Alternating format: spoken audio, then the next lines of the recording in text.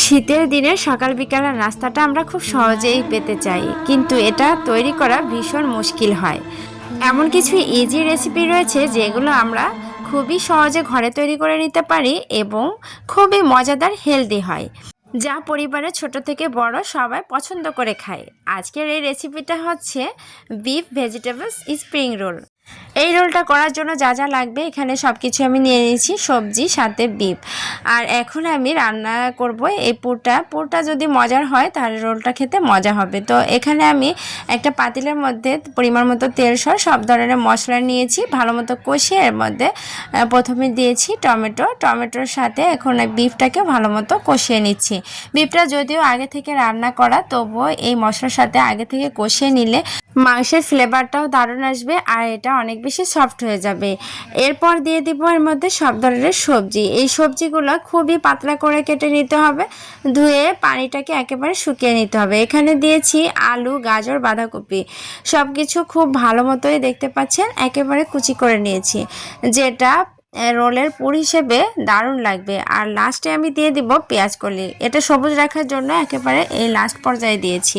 সবজিগুলো কালারফুল থাকতে দেখতেও যেমন লোভনীয় হয়, খেতেও দারুণ হয় আর এর গুণগত মানও ঠিক থাকে। যাই হোক, পুরটাকে কিন্তু একেবারে পানিটা শুকিয়ে তারপর রান্না করে নিতে হবে। রোলের যে পুরটা, এটা লবণ টবণ সব টেস্ট করে নিয়ে তারপর নামিয়ে নিতে হবে। পানিটাকে অবশ্যই ভালো মতো শুকিয়ে নিতে হবে, না হলে কিন্তু কোনো রকমের রোলই তৈরি করা সম্ভব নয়। যাই হোক, এখন আমি এই তো রুটি তৈরি করে নিয়েছি। রুটির উপরে এই যে পুরটা দিয়ে দিলাম আর সাইডে একটু পানি লাগিয়ে দিচ্ছি, এতে করে খুব সুন্দর করে সেট হয়ে যাবে রোলের শেপটা।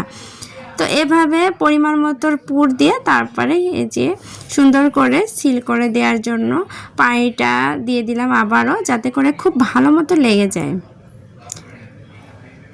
দুই সাইডটাও খুব ভালোভাবে আঙ্গুল দ্বারা এভাবে আটকে দিতে হবে, যাতে করে ভাজার সময় কোনো রকমের পুর বের না হয়ে আসে।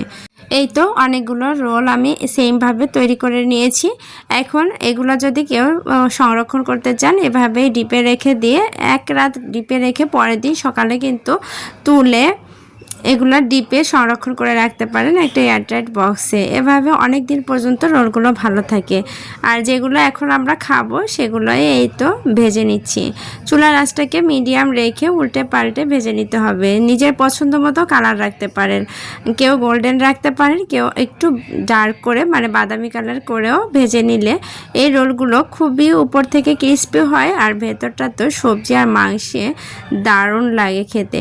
তো এভাবে এই শীতে একবার হলেও রোল তৈরি করে খাবেন, ঘরের সবাই কিন্তু অনেক বেশি পছন্দ করবে। সাথে বাচ্চাদের টিফিনটাও দিতে পারেন এবং সকাল বিকালে নাস্তাও করে নিতে পারেন। এই তো রোলগুলো ভেজে তুলে নিয়েছি, এভাবেই সবগুলো রোল ভেজে নিব। সবাই ভালো থাকবেন, আল্লাহ হাফেজ।